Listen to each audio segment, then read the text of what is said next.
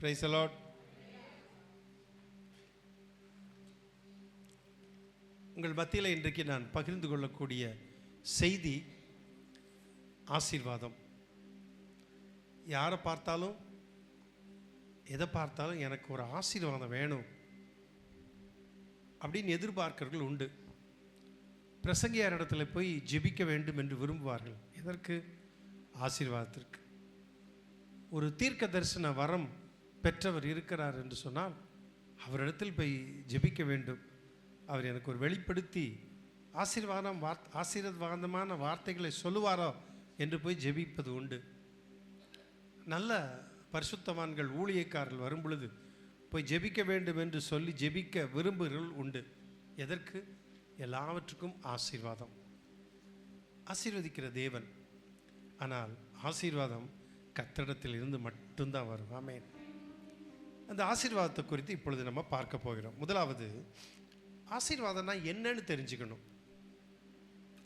ஆசீர்வாதம்னா என்னன்னே தெரியாது பாவம் சிலருக்கு. பட் ஆசீர்வாதம்னா என்னன்னு தெரிஞ்சுக்கணும். முதல் ஆசீர்வாதங்கிற வார்த்தை எங்கே வருதுன்னா, ஆசீர்வாதம் என்கிற வார்த்தை ஆதியாகமம் 1ஆம் அதிகாரம் 21-22 முதல்ல வருது. அந்த வசனத்தை வாசிப்போமா? தேவன் மகா மச்சங்களையும் ஜலத்தில் தங்கள் ஜாதிகளின்படியே திரளாய் ஜனிப்பிக்கப்பட்ட சகலவித நீர்வாழும்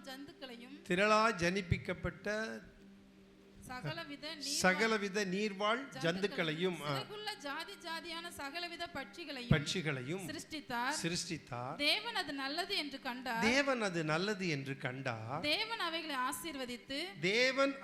ஆசீர்வதித்து பாத்தீங்களா? எதை ஆசீர்வதிக்கிறாரு? பறவைகளை ஆசீர்வதிக்கிறாரு, இல்ல மச்சங்களை ஆசீர்வதிக்கிறார். தண்ணீரில் வாழுகின்ற ஜந்துக்களை ஆசீர்வதிக்கிறார். பறவைகளை ஆசீர்வதிக்கிறார். எல்லாவற்றையும் ஆசீர்வதிக்கிறார் என்று சொல்லி பார்க்கிறோம். தேவன் அவைகளை ஆசீர்வதித்து நீங்கள் பலுகி பெருகி சமுத்திர ஜலத்தை நிரப்புங்கள் என்றும் பறவைகள் பூமியிலே பெருக கடவது என்றும் என்று சொன்னார். அப்போ அந்த ஆசீர்வாதத்தில் வெளிப்படையா மறைந்திருக்கிறது என்று சொல்ல முடியாது. அந்த ஆசீர்வாதத்துக்குள்ள என்ன இருக்குது? கர்த்தர் ஆசீர்வாதத்தை நீங்கள் என்ன செய்யுங்க? பலுகி பெருகுங்கள். அப்போ ஒரு பெருக்கத்தை கர்த்தர் வைத்திருக்கிறார். பலுகி பெருகுங்கள் என்று ஆண்டவர் சொல்லுகிறார். அப்போ ஆசீர்வாதம் என்பது என்ன? இந்த 1ஆம் வசனத்திலிருந்து நாம் தெரிந்து கொள்ள வேண்டியது பலுகி பெருகுவது. என்னுடைய வாழ்க்கையில் ஏதோ அது இனவிருத்தி செய்து பலுகி பெருகிறதை மட்டும் எடுத்துக்கொள்வதல்ல. நம்முடைய வாழ்க்கையில் அநேக காரியங்களிலே ஒரு பெருக்கத்தை கட்டளையிடுகிறார். என் ஆசீர்வாதத்திலே ஒரு எல்லை அல்ல, எல்லையை தாண்டி போகக்கூடிய கிருபையையும் கர்த்தர் கொடுக்கிறார். ஆமென். எனக்கு இவ்வளவுதான் ஆசீர்வாதம், எனக்கு இவ்வளவுதான் செல்வம், எனக்கு இவ்வளவுதான் பணம், எனக்கு இவ்வளவுதான் சொத்து என்று அல்ல. வேண்டாம் என்று சொல்லலாம், ஆனால் அது வேற. ஆண்டவர் என்ன செய்கிறார்? பெருக்கத்தை கட்டளையிடுகிறார். ஆமென். நம்ம சில வேளைகளில் அதை அங்கீகரிக்க மாட்டோம். ரொம்ப எளிமையாக, ரொம்ப நம்ம சாதாரணமாக வாழணும்னு, அது ரொம்ப நல்லது, அது வேற. ஆனால் ஆண்டவர் ஆசீர்வதிக்கிறார். ஆசீர்வாதத்திற்கும் அதற்கும் சம்பந்தம் இல்லை. என்னுடைய எளிமையான வாழ்க்கை, நான் நகை போடாமல் நீங்கள் இருப்பதோ, நகை போடுவதோ, எளிமையான ட்ரெஸ்ஸு அணிவதோ அல்லது நல்ல ட்ரெஸ் அணிவதோ எதுவும் தவறு என்று சொல்லவில்லை. ஆனால் கர்த்தருடைய ஆசீர்வாதம் என்பது என்ன? ஒரு பெருக்கத்தை ஆண்டவர் கொடுக்கிறார். எல்லாவற்றிலும் நம்முடைய பவுண்டரியை ஆண்டவர் பெரிதுபடுத்துகிறார். நான் இன்றைக்கு இருக்கிற வண்ணம் அல்ல, நான் ஒரு 40 வருஷத்துக்கு முந்தி இருந்த என்னுடைய சூழ்நிலையை சொன்னால் நீங்கள் எல்லாம் அழுவீர்கள். இப்படியெல்லாம் இருந்தேன், உண்மை. ஆனால் அப்படியே நான் இருக்க ஆண்டவர் விரும்பவில்லை. எனக்கு தெரியாது என்னை இப்படி ஆண்டவர் ஆசீர்வதிப்பார்னு. உங்களுக்கு தெரியாது. ஆண்டவர் உங்களை இப்படி ஆசீர்வதிக்காருன்னு உங்களுக்கு தெரியாது. சில வேளை நீங்கள் கஷ்டப்படும் பொழுது உங்களுக்கு தெரியாது, இப்படி நான் வந்து விட்டேனே, எனக்கு என்ன, என் சூழ்நிலை இப்படி இருக்குதே, ஆண்டவரே என்னை பாரும் என்று உங்களுக்கும் ஆண்டவருக்கு மட்டும்தான் தெரியும். ஆனால் உங்களை குறித்து ஒரு தேவன் ஒரு திட்டத்தை வைத்திருந்தார் பார்த்தீங்களா? உங்களை குறித்து ஆண்டவர் ஒரு சித்தம் வைத்திருக்கிறார் பார்த்தீங்களா? அது யாருக்குமே தெரியாது, ஆண்டவருக்கு உங்களுக்கு மட்டும் தெரியும். சில வேளைகளிலே ஆண்டவர் உங்களை எப்படியெல்லாம் ஆசீர்வதித்து உயர்த்துவார் என்பது உங்களுக்கும் தெரியாமல் இருக்கும். ஆனால் அவருடைய திட்டத்தில் நீங்கள் இருக்கிறீர்கள். ஆமென். அந்த திட்டத்தை விட்டு விலகாம இருக்கணும், அதுதான் முக்கியமான காரியம். சரி, அடுத்தது ஆதியாகமம் 1ஆம் அதிகாரம் 27-28 வசனத்தை வாசிப்போம். தேவன் தம்முடைய சாயலாக மனுஷனை சிருஷ்டித்தார். போதும். தேவன் எப்படி சிருஷ்டித்தார் மனுஷனை? ரொம்ப தெரிஞ்ச வசனம். அவருடைய சாயலா சிருஷ்டித்தார். நம்ம திட்டும்போது கோபத்தில் சில சமயம் வீட்டுக்காரரு தன்னுடைய மனைவியை எரும மாடு அப்படிம்பாங்க. எனக்கு ரொம்ப கஷ்டமாக இருக்குது. எப்படிங்க? எரும மாடு. எங்கள் அம்மா ஒரு முறை சொன்னாங்க, ஒரு வீட்டுக்கு போயிட்டு வந்து, அது பெரிய ஃபேமிலி, இப்போ அமெரிக்காவில் இருக்காங்க அவங்கெல்லாம். ஃபங்க்ஷன் போயிட்டு, என்ன எரும மாட்டுக்கு பிறந்தவன் திட்டுறா அப்படின்னு எங்கள் அம்மா வந்து சொன்னேன். தெரியலம்மா எனக்கு அப்படின்னு.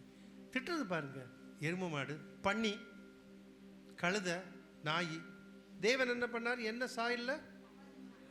தேவனுடைய சாயல்ல உண்டு பண்ணியிருக்கார். நீங்கள் ஒருவேளை எனக்கு அப்படி திட்டு விழுந்திருக்குன்னு யோசிக்கிறீங்களோ? தெரியல, எனக்கு உங்களை பார்த்தால் அப்படி தெரியவில்லை. நீங்கள் ஆசீர்வதிக்கப்பட்டவர்கள். ஆனால் அப்படி திட்டுறாங்க. பிள்ளைகளையும் திட்டுவாங்க, பார்த்துருக்கீங்களா? என் நாய், பன்னி. மாமியார் மருமகளை திட்டுறது, மருமக மாமியாரை திட்டுறது, இதெல்லாம் வந்து ஆண்டவர் விரும்பவில்லை. அப்படி திட்டு வாங்குறாங்க பார்த்தீங்களா, அவங்கள கர்த்தர் ஆசீர்வதிக்கிறார். திட்டுறாங்க பார்த்தீங்களா, அவங்களுக்கு அந்த ஆசீர்வாதம் இல்லை. ஆமென். நீங்கள் யாராக இருந்தாலும் சரி, தப்போ ரைட்டா, நம்ம வந்து என்ன செய்யக்கூடாது? நம்ம வாயில் திட்டக்கூடாது. நான் ஒரு தீர்மானம் பண்ணேன், எந்த ஊழியக்காரர் எந்த பாஸ்டாக இருந்தாலும் சரி, தப்பே பண்ணியிருந்தால், நேரில் பார்த்திருந்தால் நேரில் சொல்லுவேன். அவங்களை குறித்து ஒன்றுமே யாராவது பேசினாங்க நிற்க மாட்டேன். பார்க்க இப்படிலாம் பண்ணாங்க, எனக்கு அது வேண்டாம் அப்படின்றேன். எனக்கு அது தேவையில்லை. அவங்க நல்லாகணும், பாவம் பரலோகத்துக்கு வரணும். நம்மளை ஒருத்தர் குறைச்சி பேச்சு அவங்களோட நான் நல்லவேன்னு காண்பிப்பதற்கு கர்த்தர் நம்மளை ரட்சிக்கலை. தெரிஞ்சுக்கணும், நம்ம நிறையா கற்றுக்கொள்ள வேண்டியது இருக்கு. என் வாழ்க்கையில் நல்லா கொஞ்சம் வயசானால நல்லா நான் அறிந்து கொண்டேன். இப்போ தேவ சாயல்ல உள்ளவங்களை ஆண்டவர் தேவ சாயல்ல படைக்கும் பொழுது நம்ம அப்படி தப்பாக பேசலாமா? என்ன மௌனமாக இருக்கீங்க? பேசக்கூடாது. ரைட். அடுத்த வசனத்தை வாசிப்போம். அவனை தேவ சாயலாகவே சிருஷ்டித்தார். இல்லை, சிலருக்கு பட்ட பேர் வச்சிருப்பாங்க பார்த்தீங்களா? என்கிட்ட சில சொல்லுவாங்க, பாஸ்டர் ஒரு அம்மா சொன்னாங்க முந்தி, இப்போ அவங்க சபைக்கு வரல, நீங்கள் அப்படியே போனீங்கன்னா இந்த கருவாயங்கடை இருக்கும் அப்படின்னாங்க.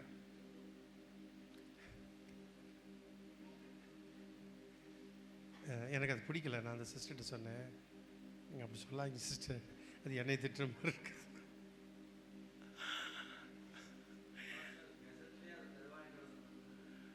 அவன் போட்டான்னா தேவ சாயலில் படைக்கப்பட்டிருக்கு. யார் என்ன போட்டாலும் சரி. பார்த்தீங்களா? அப்போது உலகம் பார்த்தீங்களா என்ன நமக்கு பட்டம் கொடுக்குது? கருவாயங்கடை, சில கொஞ்சம் கொஞ்சம் குண்டச்சி, அந்த குண்டமாக ஒன்று இருக்கும் பார்த்தீங்களா? ஆண்டவர் என்ன எப்படி படைச்சிருக்காரு?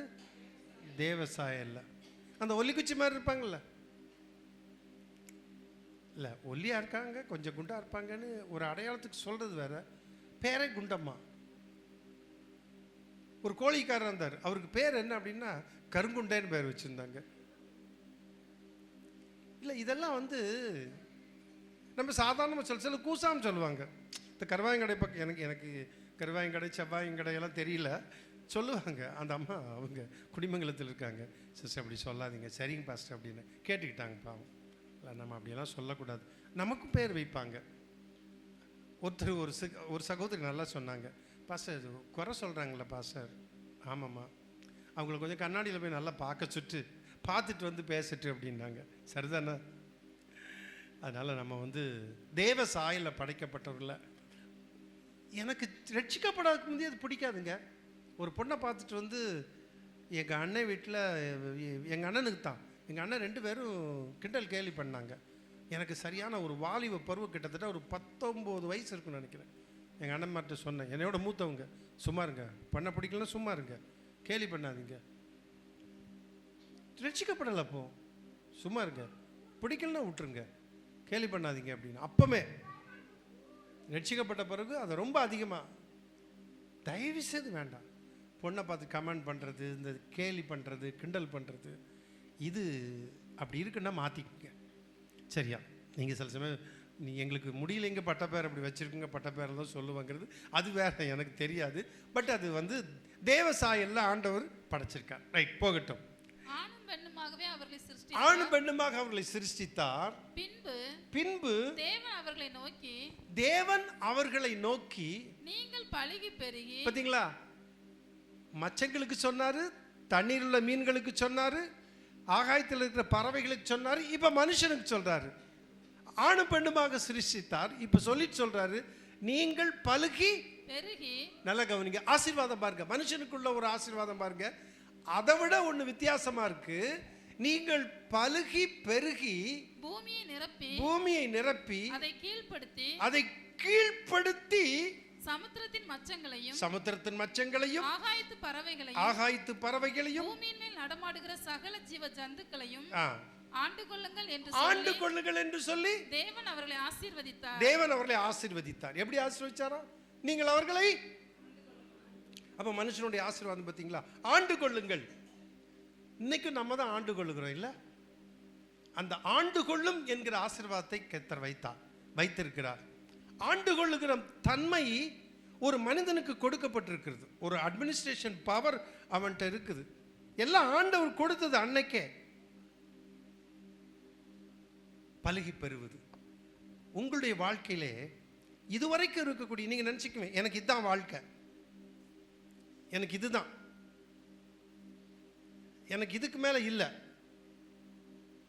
இதுக்கு மேல நான் பெருசா எனக்கு இது போதும் அப்படி சொல்லாதீங்க.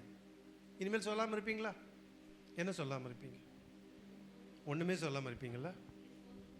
போதும்னு சொல்லாதீங்க. பாத்திரத்திலிருந்து அந்த தீர்க்கதரிசி பக்கத்துல இருந்தெல்லாம் அந்த பெண்ணு வாங்கிட்டு வந்து எண்ணெயை ஊத்துறா. தீர்ந்த பிறகு போதும், நின்றுச்சு, எண்ணெய் நின்றுச்சு. அப்ப ஆண்டவர் ஊத்துற வரைக்கும் கொடுக்கிற வரைக்கும் கொடுக்கிறாருங்க. சில வேளையில் நமக்கு அது தெரிய மாட்டேங்குது. இது நமக்கு தெரியல.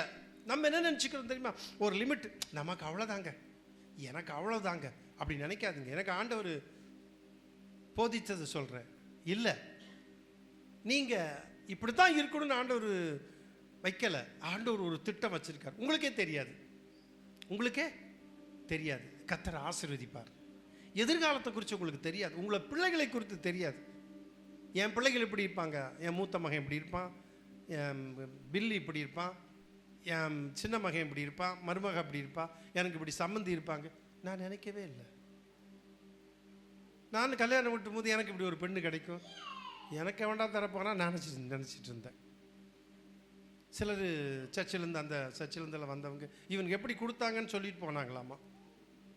அதில் ஒருத்தர், தம்பி உன் இப்படி சொல்லிட்டு போனால் பரவாயில்லக்கா, கொடுத்துட்டாங்க, நீ என்ன பண்ண முடியும், திருப்பியா வாங்க முடியும்? இப்போ நமக்கு தெரியாதுங்கிறேன் நான்.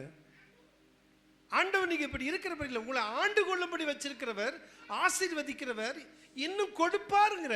எத்தனை பேர் நம்புறீங்க? தருவாரா தரமாட்டாரா? தருவார், ஆசீர்வதிப்பார். அதனால நமக்கு ஒரு இன்ஃபீரியாரிட்டி காம்ப்ளெக்ஸ் இதில் வரக்கூடாது. என்னை ஆண்டவர் ஆசீர்வதிப்பார், என்னை கர்த்தர் என்ன செய்வார்? ஆசீர்வதிப்பார். Price the Lord. கர்த்தருக்கு ஸ்தோத்திரம். சரி, இப்போ ஆசீர்வாதத்தை பார்த்தோம். இந்த ஆசீர்வாதம் என்கிற இதற்கு, ஆசீர்வாதம் என்பதற்கு தமிழில் ஆசீர்வாதம், இங்கிலீஷில் பிளஸ், பிளஸ்ஸிங், பிளஸ். எபிரேய மொழியில் என்ன தெரியுங்களா? Barak, BARAK, Barak. இங்கிலீஷில் பாராக் என்று சொன்னேன், அது எபிரேய மொழி. அது எபிரேய எழுத்து வந்து பேத், ரேஷ்,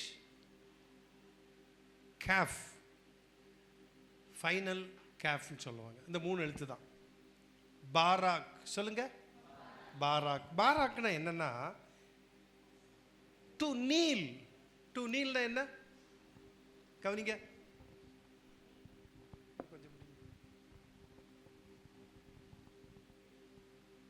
பாராக்னா என்ன சொல்லுங்க. டு நீல், முழங்கால் படிகிறது. நான் உங்களுக்கு அது விளக்கம் சொல்றேன். டு நீல் என்னங்க ஆசீர்வாதம்னா முழங்கால் படிகிறதா? ஆமா, அது ஒரு மீனிங், முக்கியமான மீனிங் அது. To kneel. அடுத்தது டு நீல். அடுத்தது பிளஸ், ஆசீர்வாதம். அடுத்தது சல்யூட் அப்படிங்கிறது. அடுத்தது பிளெஸ்ஸிங். அப்புறம் பிரைஸ்டு. அப்புறம் நீல் டவுன். சொல்லுங்க. Kneel down. Make to kneel. Congratulate. இவ்வளவு இருக்குது. சரி, இப்போ உங்களுக்கு நான் சொல்றேன். ஆசீர்வாதம் என்னங்க? நீல், முழங்கால் படிக்கிறது, பிளெஸ்ஸிங்னு அர்த்தம் இருக்கு. அப்போ இந்த பாராக் அப்படிங்கிறது இத்தனை பொருள் இருக்கு. இப்போ நான் உங்கள்கிட்ட சொல்றேன், விளக்கமாக சொல்றேன். ஒட்டகம் இருக்கு பார்த்தீங்களா? ஒட்டகம் முழங்கால் படியிடும். என்ன செய்யுங்க? முழங்கால் படிட்டு இப்படி இப்படி இருக்கும் முழங்கால். எதுக்கு தெரியுங்களா? அந்த ஒட்டகத்துக்கு மேலே சரக்கு ஏற்றுவாங்க. முழங்கால் படியிடும். சரக்கு ஏத்துறதுக்காக முழங்கால் படியிடும். ஆசீர்வாதம் என்றா என்ன? Kneel down.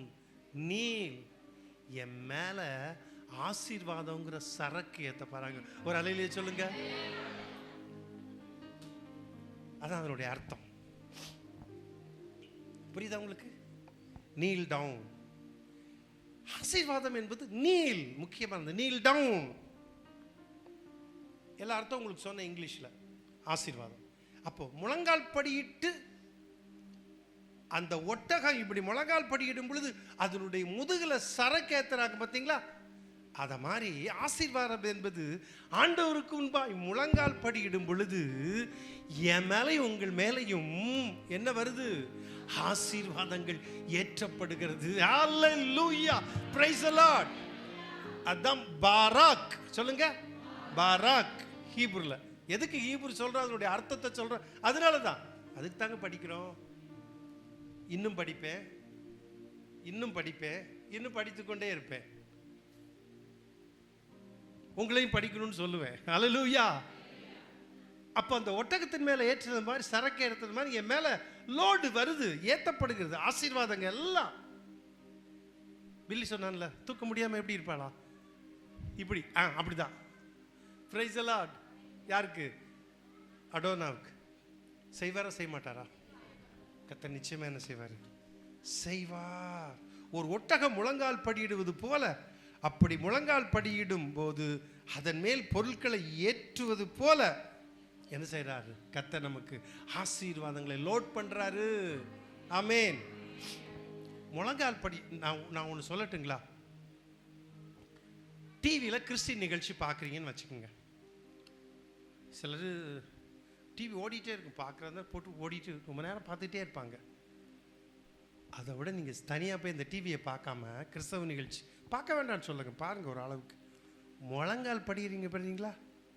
அப்போ தான் ஆசீர்வாதம். யாருக்கு முன்னால்?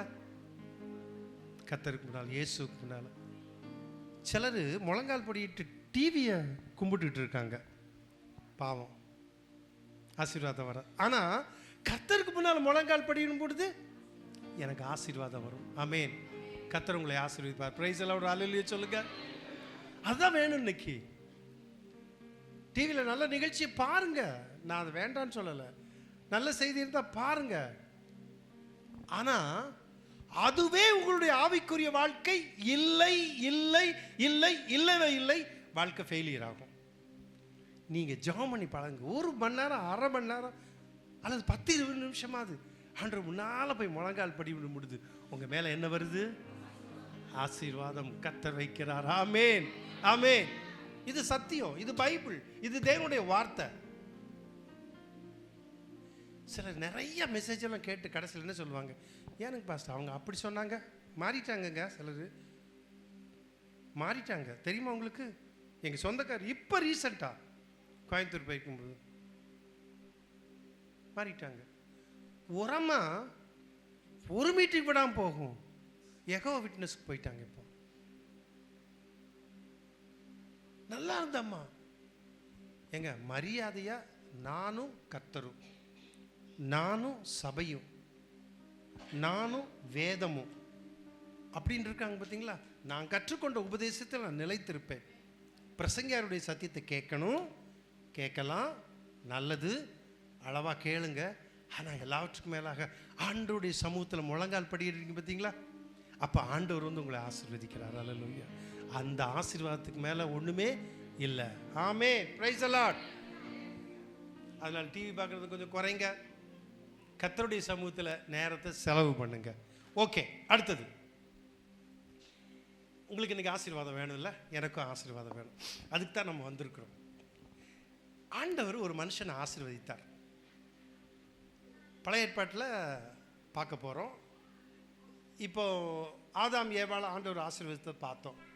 ஆபிரகாம்னு ஒரு மனுஷனை கர்த்தர் ஆசீர்வதிக்கிறார்.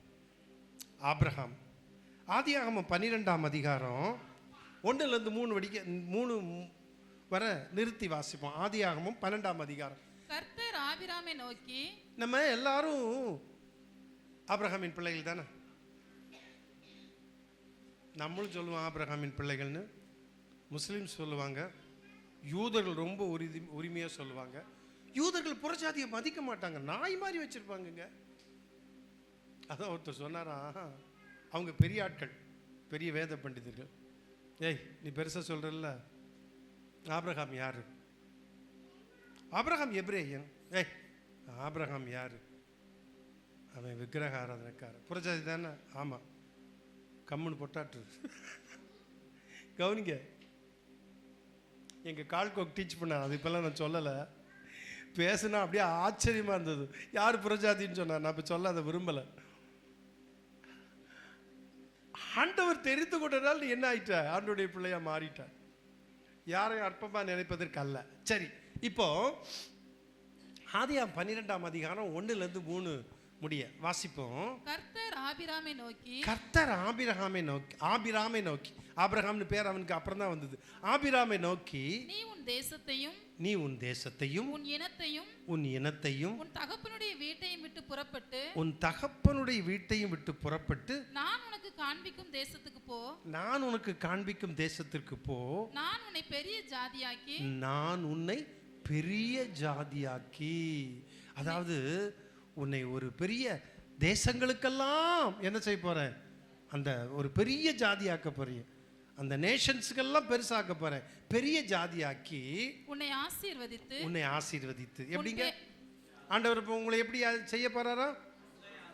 அந்த ஜாதிங்கிறது நேஷன்ஸ்னு போட்டிருக்கு, சரியா? அப்ப நம்ம எப்படி பெரிய சொல்லுங்களேன், தைரியமா சொல்லுங்க. பெரிய ஜாதி யாரு? சரியா? பைபிள் வசனம். உன்னை பெரிய ஜாதியாக்கி, உன்னை ஆசீர்வதித்து உன் பேரை பெருமைப்படுத்துவேன். உன் பேரை என்ன செய்வேன்? எப்படிங்க? இல்லை, எனக்கு ஒன்றும் வேண்டாமுங்க, இருக்கிறது மாதிரி நான் இருக்கணும். என் பேரெல்லாம் வேண்டாங்க, நீங்க சொல்லுங்க. ஆண்டவர் சொல்ற உன் பேரை ஒரு சின்ன கிராமத்தில், இப்போ நம்முடைய கிளசபை வலசபாளையம் ஆண்டவர் ஏற்றுக்கொண்டு நிறைய பேர் வர்றாங்க. 2 பேர் இப்போ பைபிள் காலேஜ் படிச்சுட்டு இருக்காங்க. அந்த கிராமத்தை பற்றி உடனப்பட்டில் எல்லாருக்கும் தெரிஞ்சிச்சு. அப்போ நான் ஊழியம் செய்கிறேன். அப்போ ஒரு டாக்டரம்மா, தம்பி எனக்கு அந்த கிராமத்தை வந்து பார்க்கணும் போல் இருக்குது, வாங்கக்கா. இன்னொருத்தர் உடனே டெலிஃபோன் எக்ஸ்சேஞ்சில் ஒர்க் பண்ணிகிட்டு இருந்தாங்க. அவங்க, தம்பி நானும் வரணும், அண்ணன் ஜேம்ஸ் அண்ணன்னு சொல்லுவாங்க. அந்த அக்காலாம் ரொம்ப அருமையாக ஜெபிக்கிறவங்க, நானும் வரணும். அப்புறம் இன்னொருத்தர், நானும் வரணுன்னாங்க. எல்லாம் அந்த கிராமத்துக்கு வந்தாங்க. போயிட்டு திரும்பி வரும், பஸ்ஸை மிஸ் பண்ணிட்டோம் ஆர்வத்தில். அந்த டைமில், அந்த காலத்தில் அப்படி ஃபோன் வசதியெல்லாம் பெருசாக இல்லை. ஆனால் நியூஸ் எப்படியே போயிடுச்சு, அங்கே மாட்டிக்கிட்டாங்கன்னு.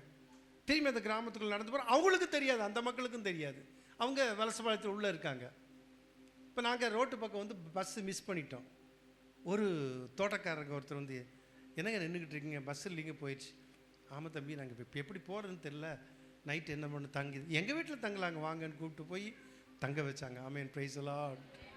இயேசுவை பற்றி சொன்னாங்க, மறக்கவே முடியாது. அந்த கிராமத்தினுடைய புகழ் எல்லா இடத்துக்கும் போயிடுச்சு. கிரேஸ்னு ஒரு பிள்ளை பாம்பு கடிச்சிருச்சு. பாம்பு கடிச்சு விசுவாசத்தோடு இருந்து பிழைச்சிருச்சு. இதே டாக்டர் அம்மாட்ட வந்து இருந்தாங்க, தம்பி இந்த மாதிரி விசுவாசம் நான் பார்த்ததே இல்லைன்னாங்க. இன்னைக்கு அவங்களுடைய மகன்லாம் ஊழியக்காரனா இருக்கான். சாதாரணமா இல்லைங்க. உன் பேரை என்ன செய்வேன், உன் பேரை நீங்க சும்மா இருந்தாலும் அங்க ஒரு பிரதர் இருக்காரு, அங்க ஒரு சிஸ்டர் இருக்காங்களே, சே என்னமா ஜெபம் பண்றாங்க, எப்படி இருக்கிறாங்க, இல்ல உங்களை பத்தி சொல்லுவாங்களா சொல்ல மாட்டாங்களா? ஆண்டவர் சொல்றார், உன் பேரை நீங்க இருக்கிற இடத்துல, நீங்க வாழ்ற இடத்துல, உங்க சொந்தக்காரர் மத்தியில், இல்லை உங்க இனஜனங்கள் இருக்கக்கூடிய அவங்க மத்தியில், உறவினர்கள் மத்தியில், நண்பர்கள் மத்தியில், எல்லாவற்றுக்கும் மத்தியில் உங்கள் பேரை என்ன செய்வார், பெருமைப்படுத்துவார். ஆமேன், அல்லேலூயா. முதல்ல என்ன செய்கிறாரு, பெரிய ஜாதி ஆக்குறார். அப்புறம் என்ன செய்கிறாரு, பேரை பெருமைப்படுத்துறார். அப்புறம் என்ன செய்கிறாரு, ஆசீர்வதித்து ஆசீர்வதித்து உன் பேரை பெருமைப்படுத்துவேன். நீ ஆசீர்வாதமாய் இருப்பாய், நீ ஆசீர்வாதமாய் இருப்பாய். உன்னை ஆசீர்வதிக்கிறவர்களை ஆசீர்வதிப்பேன். நீ ஆசீர்வாதமாய் இருப்பாய். நீ ஆசீர்வாதமாய். ஆண்டவர் சொல்ற ஆசீர்வாதத்துக்கும் நானும் நீங்களும் சொல்ற ஆசீர்வாதத்துக்கும் வித்தியாசம். எபிரேய மொழியில் இப்போ பார்த்த பார்த்தீங்களா, அந்த பாராக் அப்படிங்கிறது ஆண்டவர் சொல்லுகிற ஆசீர்வாதம். கர்த்தர் உன்னை ஆசீர்வதிக்கிறார். ஆனால் நீங்களும் நானும் மற்றவங்களை சொல்லும் பொழுது அந்த பாராக் வராதான். Amen, praise the Lord. சரி, அப்போ ஆபிரகாமை கர்த்தர் என்ன செய்கிறாரு, ஆசீர்வதிக்கிறார். சரி, அடுத்தது ஆதியாகமம் 13:1-2 வசனத்தை வாசிங்க. ஆபிராமும் அவன் மனைவியும் அவனுக்கு உண்டான யாவும் அவனுடனே லோத்தும் எகிப்தை விட்டு இல்ல 13:1-2 சாரி தென் திசையில் வந்தார்கள். ஆபிராம் மிருக ஜீவன்களும் வெள்ளியும் பொன்னுமான ஆஸ்திகளை உடைய சீமானா இருந்தான். எப்படி இருந்தானா, சீமானா இருந்தானா. அவன் என்னங்க சீமா மாதிரி இருக்காங்க, முந்தி சொல்லுவாங்க பார்த்தீங்களா அந்த வார்த்தையில், சீமானா இருந்தானா. நம்மளை ஆண்டவர் பார்த்து, எப்பா உன்னை நான் சீமானா வைக்கிறேன் நான் சொல்லுவோம், ஓடிடுவோம். வேண்டாங்க, அந்த பட்டமெல்லாம் வேண்டாம். ஆனால் ஆண்டவர் என்ன செய்கிறாரு, விரும்புகிறார். கர்த்தர் விரும்புகிறார். கேரளாவில் கும்பநாடு அப்படிங்கிற இடத்துல ஒரு கன்வென்ஷனுக்கு போயிருந்தேன். அப்போ அந்த பாஸ்டர், கேரளா பாஸ்டர் என்னை கூட்டிகிட்டு போகும்போது, பிரதர் அந்த பக்கம் பார்த்தீங்களா இடதுகை பக்கம் எத்தனை கார் நிற்குது, ஐயா 2 கார் நிற்குது, அது ஒரு விசுவாசி வீடு. இந்த பக்கம் பார்த்தீங்களா எத்தனை கார் இருக்குது, 3 கார் நிற்குது, அது ஒரு விசுவாசி வீடு. கொஞ்சம் தூரம் போனால் அங்கே பார்த்தீங்களா, அங்கே பின்னால் பார்த்தீங்களா, ஆமாம் என்ன இருக்குது, பாக்கு தோப்பு இருக்குது, அது ஒரு விசுவாசி வீடு. இன்னொரு இடத்துல பண்ண அங்கே பாருங்கள் பின்னால் என்ன இருக்குது, தென்னந்தோப்பு இருக்குது, அது விசுவாசி வீடு. இன்னும் கொஞ்சம் போனால் பாக்கெல்லாம் காயப்பட்டிருக்கு, இது யார் வீடு தெரியுமா, விசுவாசி வீடு. அந்த ரோட்டில் போகும்போது எல்லாரும் இந்த பக்கம் எல்லாம் விசுவாசி வீடா. எல்லாரும் வசதியாக இருக்காங்க, 2 கார் வச்சுருக்காங்க, 3 கார் வச்சுருக்காங்க, மிகப்பெரிய பணக்காரர்களாக இருக்காங்க, மிகப்பெரிய வசதியாக இருக்காங்க, சீமானா இருக்காங்க. நம்ம பேர் தான் சீமான் வைக்கணும். கவனிச்சு பாருங்க, உன்னை எப்படி வச்சிருக்கேன், சீமானா. இந்த ஆபிரகாமை பற்றி ஈசாக்குக்கு பொண்ணு பார்க்க போன அவன் வேலைக்காரன் சொல்றான் பாருங்க, ஆதியாகமம் 24:34-35. அப்பொழுது அவன் நான் ஆபிரகாமுடைய ஊழியக்காரன். அவன் சொல்றான், நான் யார் தெரியுமா, ஆபிரகாமுடைய ஊழியக்காரன். நான் நம்ம சபையில் மாப்பிள்ளை பொண்ணு, நீங்கள் கவலைப்படாதீங்க, உங்களை பற்றி நான் பேசுவேன். இப்போ ஆபிரகாம் ஊழியக்காரன், எங்கள் எஜமானனுக்கு ஒரு பொண்ணு வேணும். இவன் சொல்கிறான், வாசிங்க. கர்த்தர் என் எஜமானை மிகவும் கர்த்தர் அவன் சொல்கிறான், அவங்க எஜமானன் சொல்கிறான், கர்த்தர் என் எஜமானனை மிகவும் ஆசீர்வதித்திருக்கிறார் சொல்லுவாங்க தெரியுமா. இப்போ நானே சொல்கிறேன், அந்த குடும்பம், ஐயோ அந்த குடும்பத்தை நல்லா ஆசீர்வதிச்சிருக்காருங்க சொல்லுவேன்னா சொல்ல மாட்டேனா, நான் கொஞ்சம் நல்லாவே சொல்லுவேன். அந்த ஊழியக்கார் சொல்கிறது பாருங்களேன், கர்த்தர் என் எஜமானனை மிகவும் ஆசீர்வதிச்சிருக்கிறாரு. அடுத்தது, அவன் சீமானா இருக்கிறார். அவன் எப்படி இருக்காரு? சீமானா இருக்கானுங்க. சீமானா இருக்காரு. கர்த்தர் அவருக்கு ஆடு மாடுகளையும் வெள்ளியையும் பொன்னையும் வேலைக்காரரையும் வேலைக்காரிகளையும் ஒட்டகங்களையும் கழுதைகளையும் கொண்டிருக்கிறார். நமக்கு ஒரு கழுதை கூட இல்லை. கவனிங்க, இவ்வளவு கழுதையெல்லாம் சொத்துங்க. அப்போ நம்ம 2 கழுதை வாங்கி வச்சு என்ன பண்ணுவோம்? ஒண்ணுக்காகாது. கழுதை சொத்து, அன்னைக்கு சொத்து. இந்த மாதிரி கழுதை இல்லை, குதிரை மாதிரி இருக்குது. இவ்வளவு இருக்குதுங்க. எங்க எஜமான் யாரு? சீமானா இருக்கிறாரு. உங்க பொண்ணை வேணும், அதுக்குதான் போறாரு அவரு. இல்லை யாராவது இப்போ நான் போறேன் அப்படின்னா, எங்க சபையில் ஒரு சபையில் நம்ம ஒருத்தர் வந்தார். ஒரு பொண்ணு வேணுங்க. சரி இருக்குதுங்க. ஒரு 10, 30, 40 பவுன் போடணுங்க. போடுவாங்கங்க. டவுரியெல்லாம் அவ்வளோ கொடுக்கணும், கொடுப்பாங்கங்க. அதை வாங்கி தாங்க நான் என் மகனுக்கு ஒர்க் ஷாப் வைக்கணும், வைக்கலாங்க. சொல்லிட்டு சொன்னேன், நீங்கள் உங்கள் மகன் எவ்வளோ படிச்சிருக்காங்க? குறவுதானுங்க. எங்கள் பிள்ளை எம்காம் படிச்சிருக்கா, இன்னும் படிச்சிட்ருக்கா. ஏன்னா எங்கள் பிள்ளைய கொடுக்க முடியாது, போங்கன்ட்டேன். கூலாக சொன்னேன், திட்டாமல் அனுப்புனேன். எங்கள் பிள்ளைய கொடுக்க மாட்டோம். ஏன்? நம்ம சபை, நம்ம பிள்ளை, நம்ம பையன் சபைன்னு அப்படி நான் சொல்லுவேன். அவன் எஜமான புகழ்ந்து சொல்றான். எங்க எஜமான் யார் தெரியுமா? சீமான், பெரிய பணக்காரன். ஒட்டகம் இருக்குது, ஆடு மாடு இருக்குது, கழுதை இருக்கு, பொண்ணு வெள்ளி, வேலைக்காரன் வேலைக்காரி. எப்படி ஆயிரக்கணக்காக இருந்திருக்காங்க. நிறைய பேர் இருந்திருக்காங்களாம். அத்தனை பேருக்கு சோறு போட்டு வச்சா எவ்வளோ பெரிய ஆள். நம்ம என்ன நினச்சிக்கிறோம்? ஆபிரகாம் பேசுனா அது ஒரு சப்ஜெக்ட் தனியாக போகும். அவ்வளோ பெரிய ஆளுங்க ஆபிரகாம்.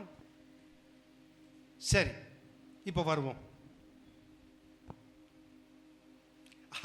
ஈஸி டு ரீட் வெர்ஷனில் சொல்லப்பட்டிருக்குது, எஜமான், என் எஜமான் பெரிய மனிதன் ஆகிவிட்டார்.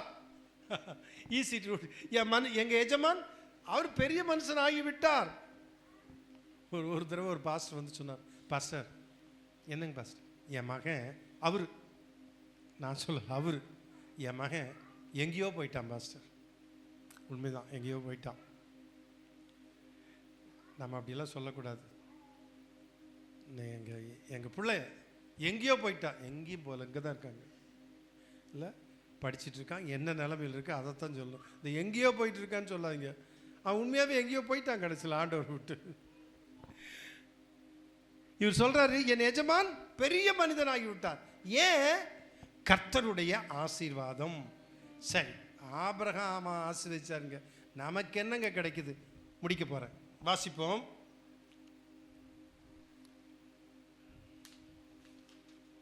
கலாத்தியர் 3ஆம் அதிகாரம் 8, 9. அடுத்தது கலாத்தியர் 3:14. வாசிங்க. மேலும் தேவன் விசுவாசத்தினாலே புறஜாதிகளை நீதிமான்களாக்குறார் என்றும். நல்ல கவனிங்க. இங்கதான் இப்ப நமக்கு நம்ம வர்றோம். மேலும் தேவன் கடவுள் விசுவாசத்தினாலே புறஜாதிகளை நீதிமான்களாக்குறார் என்று. நம்ம யாரு? புறஜாதிகள். ஆண்டவர் பார்க்கிறார், தேவன் புறஜாதிகளை விசுவாசத்தினாலே புறஜாதிகளை நீதிமான்களாக்குகிறார் என்று வேதம் முன்னாக கண்டு. இந்த வசனத்தை நல்லா கவனிக்கலாம், மறந்துடாதீங்க. மறுபடியும் இந்த வசனத்தை வாசிக்க நீங்க கேளுங்க, வாசிங்க தங்கச்சி. மேலும் நல்லா கவனிங்க, வசனத்தை பாருங்க, நல்லா கவனிங்க. மேலும் தேவன் விசுவாசத்தினாலே புறஜாதிகளை நீதிமான்களாக்குறார் என்று வேதம் முன்னாக கண்டு. இப்ப இல்ல, அப்பவே வேதம் முன்னாக கண்டு உனக்குள் சகல ஜாதிகளும் ஆசீர்வதிக்கப்படும் என்று ஆபிரகாமுக்கு சுவிசேஷமாய் முன்னறிவிக்கப்பட்டது. ஆபிரகாமுக்கு சுவிசேஷம் என்ன சுவிசேஷம் தெரியுமா? விசுவாசத்தினாலே புறஜாதிகள் நீதிமான்கள் ஆக்கப்படுகிறார்கள் என்கிறதை வேதம் முன்னாகவே கண்டு உனக்குள், யாருக்குள்? ஆபிரகாமுக்குள் சகல ஜாதிகளும் ஆசீர்வதிக்கப்படும் என்று சுவிசேஷமாய் முன்னறிவித்தது. ஆபிரகாமுக்கு முன்வரித்தது. எப்படி? உனக்குள் சகல ஜாதியும் ஆசீர்வதிக்கப்படும். அதுல யார் வர்றா? நான் வர்றேன். நீங்க வந்துட்டு போங்க பாஸ், எங்களுக்கு தெரியாதுல்ல. அப்படி சொல்லுங்க, நான் வர்றேன் சொல்லுங்களேன். கொஞ்சம் விசுவாசமா தான் சொல்லுங்களேன். சீக்கிரம் சொன்னா சீக்கிரம் விட்டுருவேன், அவ்வளவுதான், வேற ஒண்ணும் இல்லை. நான் இருக்கிறேன். அப்ப ஆபிரகாமுக்குள் சகல ஜாதியும் ஆசீர்வதிக்கப்படும் என்று தேவன் வேதம் முன்னதாக கண்டு ஆபிரகாமுக்கு சுவிசேஷமாய் அறிவிக்கப்பட்டது. எப்பா, உன் மூலமா சகல ஜாதியும் ஆசீர்வதிக்கப்படும். இப்ப யார் மூலமா எனக்கு ஆசீர்வாதம் வருது? ஆபிரகாம் மூலமா எனக்கு ஆசீர்வாதம் வருகிறது. இப்ப முடிக்க போகும்போது வசனம் பாருங்க எப்படி வருதுன்னு. ஆபிரகாம் மூலமா எனக்கு ஆசீர்வாதம் வருகிறது. அந்தபடி நல்லா கவனிங்க. எனக்கு வருகிறது, நான் புறஜாதி வந்துட்டேன், விசுவாசத்தினால் நான் வந்துட்டேன். ஆபிரகாமுக்குள் எனக்கு அந்த ஆசீர்வாதம் வருது, என் குடும்பம் ஆசீர்வதிக்கப்படுது. அந்தபடி விசுவாச மார்க்கத்தார். இப்ப நம்ம யாரா மாறிட்டோம்? விசுவாச மார்க்கத்தார். பரிசுத்தவான்கள், நீதிமான்கள், விசுவாசிகள், இல்ல கிறிஸ்தவர்கள், எத்தனையோ பேரு. அதுல ஒண்ணு விசுவாச மார்க்கத்தார். எப்படிங்க? விசுவாச மார்க்கத்தார். விசுவாச மார்க்கத்தார். நம்ம விசுவாச மார்க்கத்தார், விசுவாசம் உள்ள ஆபிரகாமுடனே நல்ல கவனிங்க. எப்படிங்க? விசுவாச மார்க்கத்தார் விசுவாசமுள்ள ஆபிரகாமுடனே ஆசீர்வதிக்கப்படுகிறார்கள். அவ்வளவுதானா? ஆசீர்வதிக்கப்படுகிறார்கள். அல்லேலூயா. எப்படிங்க நம்ம எப்படி ஆசீர்வதிக்கப்படுகிறோம்? விசுவாசமுள்ள ஆபிரகாமோடு கூட விசுவாச மார்க்கத்தாரிக நாம் ஆபிரகாமோடு கூட ஆசீர்வதிக்கப்படுகிறோம். அல்லேலூயா. ஆபிரகாமின் ஆசீர்வாதம் எனக்கு உண்டா இல்லையா? நம்ம இதை கண்டுக்கிறதே இல்லை. சில வேளையில் சிலர் என்ன தெரியுமா, உலக மனுஷனை கூட ஆண்டவர் ஆசீர்வதித்து உயர்த்துகிறார். நான் ஏழையா பிறந்தேன், ஏழையா சாவேன். சிலருடைய இது இல்லைங்க. நீங்க நினைக்கிறதுக்கு மேல ஆண்டவர் செய்வார். நீங்க சொப்பனம் காண்பதற்கு மேல செய்வார். விசுவாசிப்போம். விசுவாசிக்கல என்னங்க தப்பு? உடனே நான் பெரிய மாடி வீடு கட்டு அங்க இருப்பேன், நான் பெருசா அப்படிங்கிறது இல்லை. என்னை ஆண்டவர் ஆசீர்வதிக்க போகிறார். ஆபிரகாமினுடைய ஆசீர்வாதம் எனக்கும் உண்டு. ஆபிரகாம்கிட்ட கழுதை இருந்துச்சா? எனக்கும் கழுதை இருக்கும். ஒட்டகம் இருந்துச்சா? எனக்கு ஒட்டகம் வேண்டாம். ஒட்டகத்தை நான் வாங்க சொல்லலை உங்களுக்கு. விசுவாசிங்க. என்னங்க பாஸ், இப்போ ஒட்டகம் வந்துருச்சுன்னா என்ன பண்ணுறதுங்க? எங்கே கட்டுறதுங்க? தோட்டம் வாங்கி கட்டுவோம், கவலைப்படாதீங்க. ஒட்டகத்தில் பின்னால் ஒரு வண்டியில் உட்காந்து நம்மளாம் போகலாம், அது வேற. விசுவாசிங்கிற. பொண்ணு இருந்துச்சா? இருந்துச்சு. வெள்ளி இருந்துச்சா? இருந்துச்சு. வேணுமா வேண்டாமா? வேண்டாம்னா விட்டுருங்க. வேணும், அது மட்டும் சொல்கிறீங்க. அப்போ ஆபிரகாமின் ஆசீர்வாதம் எனக்கு உண்டு. அப்படின்னா அதெல்லாம் கழுத குட்டி கிட்டி அப்படிங்கிறதுக்கு இல்லை. அவனை ஆசீர்வதித்த கர்த்தர் என்னையும் ஆசீர்வதிப்பார். ஆமென். என்னையும் ஆசீர்வதிப்பார். சரி, நிறைவான வசனம் கலாத்தியர் 3:14. ஆபிரகாமுக்கு உண்டான ஆசீர்வாதம். இப்ப நல்லா கவனிங்க. ஆசீர்வாதம் என்ன? பாராக் இல்ல, என் மேல லோடு ஏத்துறாரு. ஆசீர்வாதம் எல்லாம் எனக்கு வருது. ஆபிரகாமின் ஆசீர்வாதம் எல்லாம் எங்க வருது? என் மேல வருது. நம்புறீங்களா? நான் நம்புறேங்க. இந்த இடத்துல வச்சு சொல்றேன், நான் நம்புறேங்க. ஆண்டவர் அப்படி செய்வார். ஆமேன், ஆமேன். பாராக். கர்த்தரை ஆசீர்வதிப்பார். அல்லேலூயா. ஆண்டவர் உங்களை அப்படியே ஆசீர்வதிப்பாராக. இப்ப பாருங்க வசனத்தை. இப்ப பாருங்க. ஆபிரகாமுக்கு உண்டான ஆசீர்வாதம், ஆபிரகாமுக்கு உண்டான ஆசீர்வாதம் கிறிஸ்து இயேசுவினால். கவனிங்க. எனக்கு இந்த வசனம் ரொம்ப பிடிச்சது. ஆபிரகாமுக்கு உண்டான ஆசீர்வாதம் எனக்கு உண்டு இல்ல, அதுக்கு நான் சொந்தக்காரன், நான் விசுவாச மார்க்கத்தார். இப்ப இந்த வசனம் சொல்லுது, ஆபிரகாமுக்கு உண்டான ஆசீர்வாதம் கிறிஸ்து இயேசுவினால். கிறிஸ்து இயேசுவினால். சொல்லுங்க எல்லாரும். ஆமென். ஆபிரகாமுக்கு உண்டான ஆசீர்வாதம் கிறிஸ்து இயேசுவினால் புறஜாதிகளுக்கு வரும்படியாகவும். புறஜாதிகளுக்கு நில்லுங்க ஒரு நிமிஷம் வாசப்பர் சொல்லுங்க. புறஜாதிகளுக்கு வரும்படியாகவும் ஆவியை குறித்து சொல்லப்பட்ட. சரி, இப்ப பாருங்க. இப்ப மறுபடியும் அந்த வசனத்தை வாசிப்போம். ஆபிரகாமுக்கு உண்டான ஆசீர்வாதம், ஆபிரகாமுக்கு உண்டான ஆசீர்வாதம் கிறிஸ்து இயேசுவினால். கிறிஸ்து இயேசுவினால் புறஜாதிகளுக்கு வரும்படியாகவும். புறஜாதிகளுக்கு வரும்படியாகவும். போதும். எப்படி? ஆபிரகாமுக்கு உண்டான ஆசீர்வாதம் கிறிஸ்து இயேசுவினால் புறஜாதிகளுக்கு உண்டானபடினால். அப்படிதான் இருக்கு, வரும்படியாக. ஆமேன், ஆமேன், ஆமேன். அப்ப எனக்கு வருது ஆபிரகாமின் ஆசீர்வாதம். எப்படி வருது? கிறிஸ்து இயேசுவினால் எனக்கு வருது. ஆமென். எங்க பார்த்தீங்களா? உனக்குள் சகல ஜாதியும் ஆசீர்வதிக்கப்படும். உனக்குள் எப்படி? கிறிஸ்து இயேசு மூலமாக என்னை ஆண்டவர் ஆசீர்வதிக்கிறார். அல்லேலூயா. இயேசு கிறிஸ்து இல்லாம ஆபிரகாமருடைய ஆசீர்வாதம் இல்லை. ஆமென், ஆமென். அதுதான், இயேசு இல்லாமல் இல்ல, இயேசுதான், இயேசுதான். ஆபிரகாமுக்கு உண்டான ஆசீர்வாதம் புறஜாதியாகிய எனக்கு வர்றது எப்படி? கிறிஸ்து இயேசுவின் மூலம் நமக்கு என்ன வருது? ஆபிரகாமின் ஆசீர்வாதம் வருதா, கிடைக்குதா? வருது. வரும்படியாக, வரும்படியாக, வரும்படியாக.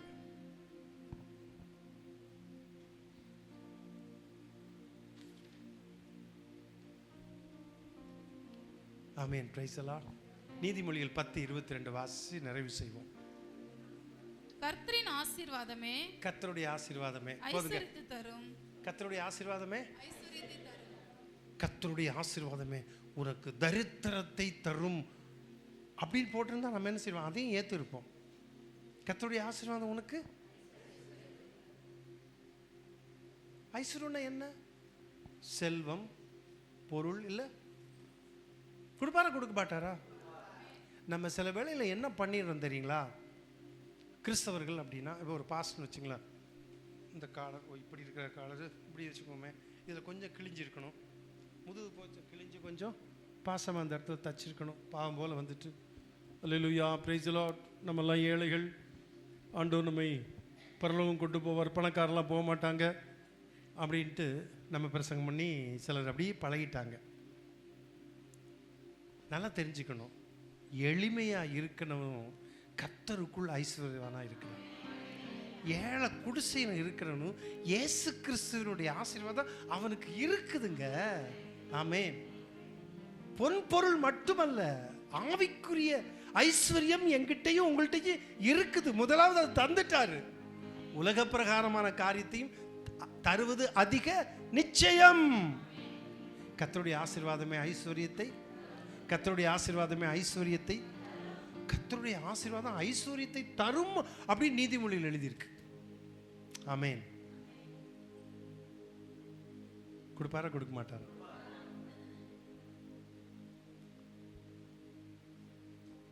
ஆடு வச்சிருக்கீங்களா? இப்போ ஆபிரகாம் சந்ததியா இருப்பீங்க.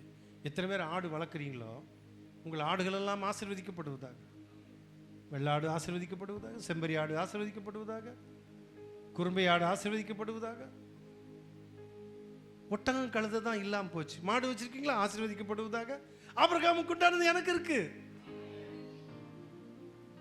கிறிஸ்து இயேசுவின் மூலமாக ஆபிரகாமின் ஆசீர்வாதம் எனக்கு வரும். ஆமென். அந்த வசனத்தை மட்டும் வாசிங்க தங்கச்சி. கிறிஸ்து ஆபிரகாமுக்கு உண்டான ஆசீர்வாதம், ஆபிரகாமுக்கு உண்டான ஆசீர்வாதம் கிறிஸ்து இயேசுவினால் புறஜாதிகளுக்கு வரும்படியாகவும் எனக்கு வருது. ஆமென். எப்படி? கிறிஸ்து இயேசுவினால். கர்த்தர் உங்களை ஆசீர்வதிப்பாராக. ஆசீர்வாதம் என்ன? பாராக். சொல்லுங்க, முழங்கால் படி. பாராக். லோடு. ஆண்டவர் ஆசீர்வாதத்தை எப்படி முதுகில், ஒட்டகத்தின் முதுகில் ஏத்துறாங்களோ அது மாதிரி என்னை ஆண்டவர் ஆசீர்வதிக்கிறார். எத்தனை பேர் ஒத்துக்கிறீங்க? எத்தனை பேர் அங்கீகரிக்கீங்க? ஆமென். ஹalleluya. praise the Lord. கர்த்தர் உங்களை ஆசீர்வதிப்பாராக.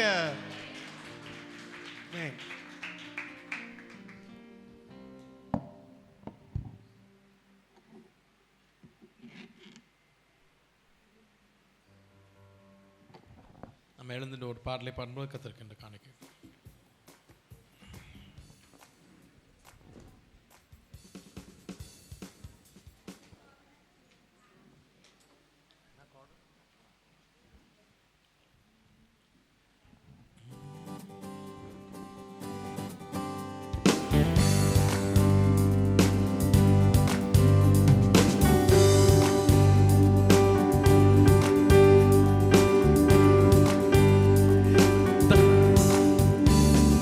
தலை சாய்க்கும் கல் நீரையா, மூளை கல் நீரையா, நான் நம்பி தலை சாய்க்கும் கல் நீரையா,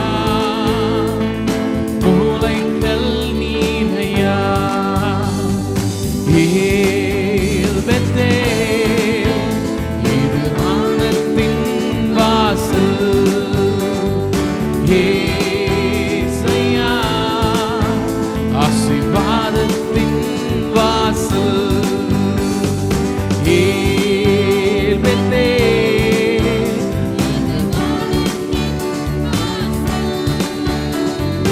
ஏசையா, ஆசீர்வாதத்தின் வாசல். மேற்கு கிழக்கு வடக்கு தெற்கு பரம்புவா என்றீரே, பூமியின் தூளை போல் சந்ததி பெருகும் என்று வாக்குரைத்தீரே. மேற்கு கிழக்கு வடக்கு தெற்கு பரம்புவா என்றீரே, பூமியின் தூளை போல் சந்ததி பெருகும் என்று வாக்குரைத்தீரே. சொன்னதை செய்யும் அழகும் என்னை கைவிடவே மாட்டீரோ. சொன்னதை செய்யும் அழகும் என்னை கைவிடவே மாட்டீர். ஏல் பெத்தேல், இது வானத்தின் வாசல். ஏசையா, ஆசீர்வாதத்தின் வாசல். ஏல் பெத்தேல், ஏல் பெத்தேல், இது வானத்தின் வாசல். ஏசையா, ஆசீர்வாதத்தின் வாசல். தலை சாய்க்கும் கல் நீரையா, நூலை கல் நீரையா, நான் நம்பி தலை சாய்க்கும் கல் நீரையா, நூலை கல் நீரையா. ஏல் பெத்தேல், இது வானத்தின் வாசல். ஏசையா, ஆசீர்வாதத்தின் வாசல். ஏல் பெத்தேல், ஏல் பெத்தேல், இது வானத்தின் வாசல். ஏசையா,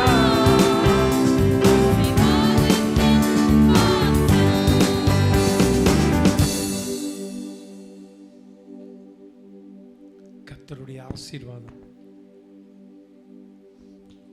பைபிள் சொல்லுகிறது, கர்த்தர் உன்னை ஆசீர்வதித்து உன்னை காக்க கடவுள். எபிரேய மொழியில் கர்த்தர் உன்னை ஆசீர்வதித்து காக்க கடவுள். கர்த்தர் உன்னை காத்து ஆசீர்வதிப்பாரா? கர்த்தர் உன்னை காத்து ஆசீர்வதிப்பாராம். என்ன அருமையான ஒரு காரியம்! கர்த்தர் ஆசீர்வதிக்கிறவர்.